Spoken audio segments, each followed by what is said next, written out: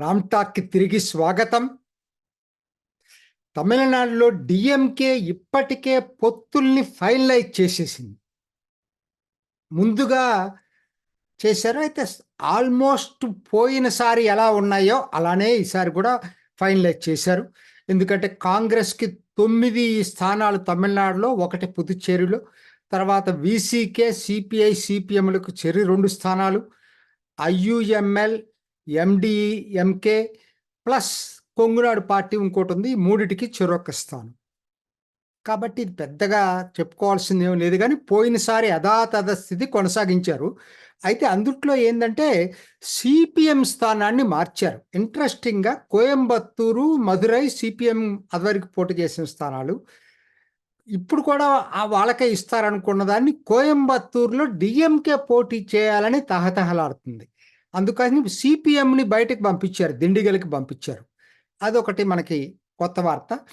రెండోది, Kamal Haasan party almost ఇంకా అయిపోయినట్టే అంతర్ధానం. ఆయన ఎక్కడ పోటీ చేయడట, ఆయనకి ఒక్క సీట్ ఇవ్వనన్నా కూడా వాళ్ళతోనే ఉంటాడట, అంటగా ఉంటాడు. ఆయనకేదో రాజ్యసభ సీట్ ఇస్తారని చెప్పి ప్రామిస్ చేశారని చెప్పి తెలుస్తూ ఉంది. కాబట్టి స్థూలంగా, కాకపోతే సీట్లు ఎవరికి ఏ సీట్లు అనేది ఇంకా కాంగ్రెస్కి, డిఎంకేకి ఇంకా పూర్తి కాలేదు. అది ఏ సీట్లు అనేది ఇంకా అనౌన్స్ చేయాల్సింది. ఇది స్థూలంగా డిఎంకే ఫ్రంట్ గురించి. సరే, అన్నాడీఎంకే ఫ్రంట్ గురించి చూడాలనుకుంటే అన్నాడీఎంకేకి పెద్దగా ఎలియన్స్ పార్ట్నర్స్ ఏం లేరు. టాక్స్ నడుస్తున్నాయి, డిఎండికే తోటి టాక్స్ నడుస్తున్నాయి, పిఎంకే తోటి బ్యాక్ ఛానల్ టాక్స్ నడుస్తున్నాయి. సో కాబట్టి ఇంతవరకు అది కూడా ఏం ఫైనలైజ్ కాలేదు. సో వాళ్ళ కాబట్టి అడ్వాన్స్ స్టేజ్లో ఉంది, కానీ బయటికి రాల అన్నాడీఎంకే ఏంటనేది. సరే, ఇప్పుడు మనం బీజేపీని గురించి ఆలోచిద్దాం. ఎందుకంటే అందరి కళ్ళు బీజేపీ మీద, ముఖ్యంగా అన్నామలై మీద ఉన్నాయి. ఏం జరుగుతుంది తమిళనాడులో? అసలు అన్నామలైకి వస్తున్నటువంటి ప్రజాదరణ ఓట్ల రూపంలో మారుతుందా లేదా? ఇది అందరికీ ఉన్నటువంటి డౌట్. అంటే క్యూరియాసిటీ అనుకోండి, డౌట్ అనేదానికన్నా కూడా. సరే, ఏంటంటే అన్నాడీఎంకేకి ఇప్పటి వరకు జరిగింది ఏంటంటే, మొట్టమొదట అసలు ఎలియన్స్ పార్ట్నర్గా చేరింది టీఎంసీ, తమిళ్ మనాలి కాంగ్రెస్, జీకే వాసన్. తర్వాత ఐజేకి చేరింది.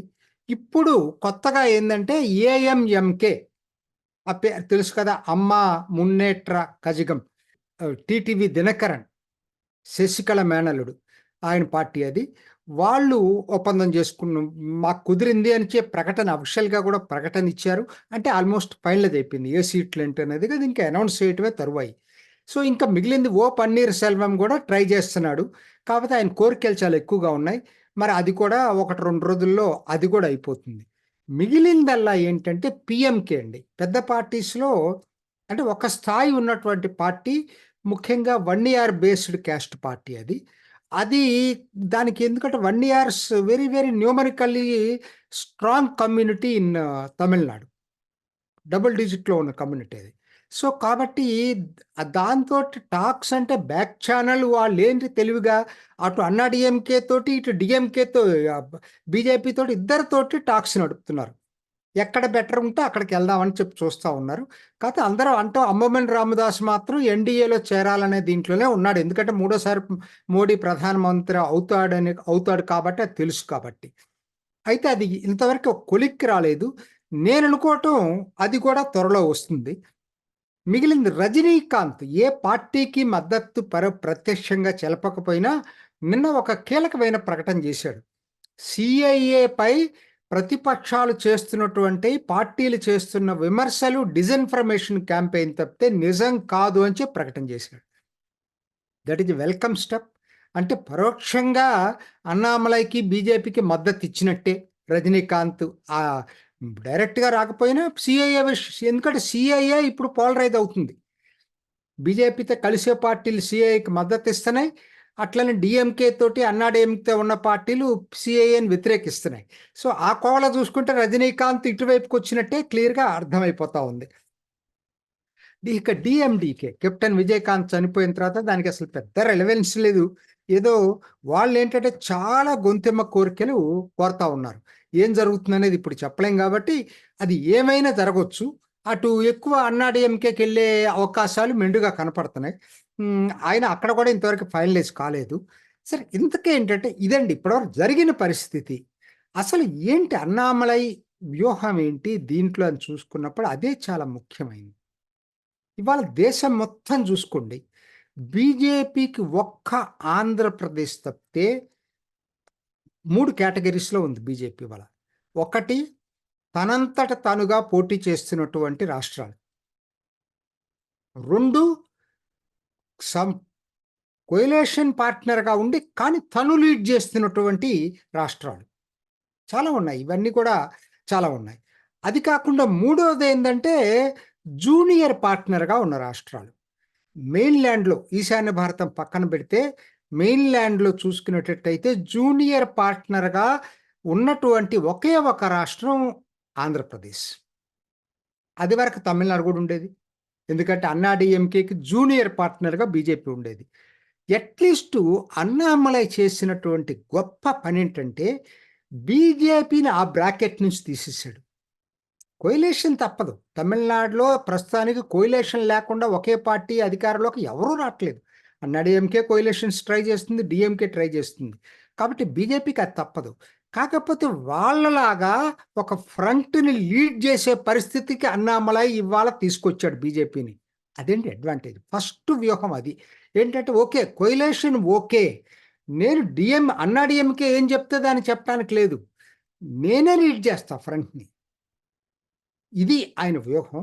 ఆ వ్యూహంలో భాగంగానే థర్డ్ ఫ్రంట్‌ని లీడ్ చేయటం జరుగుతా ఉంది. ఖచ్చితంగా ఇది ఎస్టాబ్లిష్ అయిపోయింది. ఇన్నాళ్ళ నుంచంటే 2014లో కూడా తప్పని పరిస్థితుల్లో చేశారు. వాళ్ళకేందంటే అన్నా డీఎంకే, జయలలిత ఒకటే పోటీ చేసింది కాబట్టి చేశారు గానీ, వీళ్ళకేదో పెద్ద చేయాలనే ఇది కాదు. కానీ ఈసారి నిజంగానే ఫ్రంట్ లీడ్ చేస్తూ ఉన్నారు. సో, కాబట్టి ఈసారి ఇది దీంతో ఆగదది. అన్నామలై స్ట్రాటజీ ఏంటంటే, థర్డ్ ఫ్రంట్‌ని లీడ్ చేసి, ఒక గౌరవప్రదమైనటువంటి ఓటింగు, కొన్ని సీట్లు తెచ్చుకుంటే 24 లోక్సభకి, 26 అసెంబ్లీకి పోటీకి వీళ్ళు కూడా అధికారం కోసం పోటీ పడేటువంటి ఫ్రంట్ లాగా తయారు కావాలి. కావాలి అంటే ఇది అవసరం. ఒంటరిగా పోటీ చేయటం. ఈయన లీడింగ్‌లో కొయిలేషన్ జరగటం. కొయిలేషన్ వద్దు అని ఎప్పుడు చెప్పట్లేదు.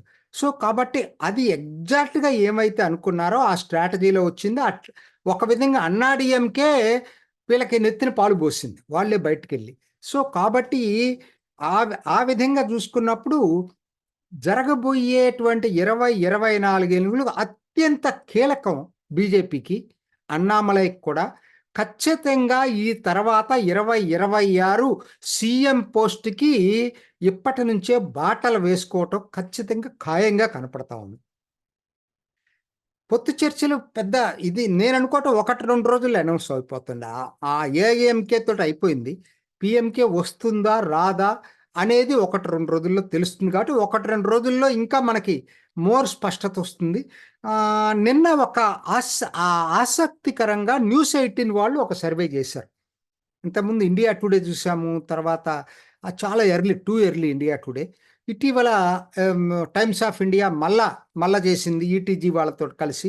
సో, ఇప్పుడు News eighteen is a largest network in the country. వాళ్ళు ఈ మధ్య ఎప్పుడు ఒపీనియన్ పోల్స్ చేయట్లేదు. మానేశారు. అటువంటి వాళ్ళు మొట్టమొదటిసారి మళ్ళా ఒపీనియన్ పోల్ చేశారు. 1,18,000 మందితోటి సర్వే చేశారు మొత్తం దేశంలో. ఇప్పటికి నిన్న ఒక పార్ట్ అయిపోయింది. ఇవాళ ఒక పార్ట్ ఉంది. ఆ నిన్నటి పార్ట్‌లోనే తమిళనాడు వచ్చింది. తమిళనాడులో వాళ్ళు చేసింది చాలా ఆసక్తికరంగా వాళ్ళు చెప్పిందేందంటే, ఎన్‌డీఏకి 5 సీట్లొస్తాయని చెప్పారు. కానీ అందరూ ఊహిస్తున్నట్టుగా దక్షిణ తమిళనాడులో వస్తాయని చెప్పట్లేదు. కావేరీ బెల్ట్‌లో ఒకటి, చెన్నైలో 6 చెన్నై చుట్టుపక్కల ఉన్న గ్రేటర్ చెన్నై తీసుకుంటే 6 పార్లమెంటు స్థానాలుంటే అందుట్లో 2 బీజేపీకి రాబోతున్నాయని చెప్పాడు. ఆ తర్వాత ఒక 2 పశ్చిమ తమిళనాడు. అందరూ అనుకోవటం అది కోయంబత్తూర్, తిరుపూర్ అని అనుకుంటున్నారు. ఆ 2 కూడా. సో, కాబట్టి దక్షిణాదిన రాదట. దక్షిణాదిన అన్నా డీఎంకే ఒకటి చూపించాడు. మిగతాయన్ని డీఎంకేకే ఖాతాలోకి ఎసాడు. సో, అది ఆ రోజు పరిస్థితి. వాళ్ళు సర్వే చేసారు. అప్పటికి ఏఐఎంకే తోటి పొత్తు లేదు. సో, ఇంకా ముందు ఎలా మారుతుందో తెలీదు. ఆయన మార్చి 1వ తారీఖు వరకు ఉన్నటువంటి పరిస్థితిని అంచనా వేసేసి రేపు 15వ తారీఖు మోడీ మరలా తమిళనాడు ఎళ్తున్నాడు. వరుసగా 3 సేలం, కోయంబత్తూర్, ఇంకొకటేదో ఉంది. 3 ప్లేసెస్‌కి ఆయన పర్యటనలున్నాయి. సో, కాబట్టి రోజు రోజుకి అది చాలా సీరియస్‌గా తీసుకుంది. తమిళనాడు, కేరళని బీజేపీ చాలా సీరియస్‌గా తీసుకొని దీంట్లోకెళ్తా ఉంది. దక్షిణాదిలో ఉన్నటువంటి ఈ అడ్వాంటేజ్ ఉండదని అనుకుంటున్నాను ముందు ముందు. మరి క్యాండిడేట్స్ మీద కూడా ఆసక్తి పెరుగుతా ఉంది. నీలగిరి అయితే ఖచ్చితంగా ఎల్ మురుగన్ పోటీ చేయబోతున్నాడు. ఇప్పుడున్న కేంద్ర సహాయ మంత్రి ఎల్ మురుగన్ నీలగిరిలో పోటీ చేస్తాడు. ఏ రాజా, ఎల్ మురుగన్ అది ఎస్సీ కాన్స్టిట్యున్సీ. వాళ్ళిద్దరి మధ్య పోటీ జరగబోతుంది. అందరూ ఆసక్తిగా ఎదురు చూస్తుంది అన్నామలై పోటీ చేయబోతున్నాడా లేదా. అందరూ అనుకోవటం ఏంటంటే ఇప్పుడైతే వస్తున్నటువంటి వార్తలు ఏంటంటే కోయంబత్తూరులో అన్నామలై పోటీ చేయబోతున్నాడు. అందుకనే డిఎంకే ఆ సీటు తీసుకొని చాలా ఇంపార్టెంట్ లీడర్ని అక్కడ దించి ఎంత డబ్బులైనా ఖర్చు పెట్టడానికి సిద్ధపడుతుందనేది అందరూ అనుకోవటం ఇవాళ కోయంబత్తూరు. 2-3 రోజుల్లో ఇవన్నీ కూడా మనకు క్లారిటీ వస్తుంది. కానీ అన్నిటికన్నా ముఖ్యమైనది ఏంటంటే అన్నామలై సక్సెస్ అయింది ఎక్కడంటే థర్డ్ ఫ్రంట్ కోయిలేషన్‌కి లీడర్‌గా ఎమర్జ్ కావటం BJP. That is the greatest achievement for the 2024 Lok Sabha elections. చూద్దాం. ఎప్పటికప్పుడు నేను లేటెస్ట్ డెవలప్‌మెంట్స్ చెప్పడానికి ప్రయత్నం చేస్తాను. ఇది ఈనాటి రామ్ టాక్. ఇంకొక ఎపిసోడ్‌లో మళ్ళా కలుసుకుందాం. నమస్తే. చూసారు కదండి. మరి ఈ వీడియో కనుక మీకు నచ్చినట్లయితే ఒక లైక్ కొట్టేసి మీ అభిప్రాయాన్ని కూడా కామెంట్ బాక్స్లో తెలియజేస్తూ ఇలాంటి ఇంట్రెస్టింగ్ అప్డేట్స్ కోసం మా ఛానల్ని సబ్స్క్రైబ్ చేసుకోండి.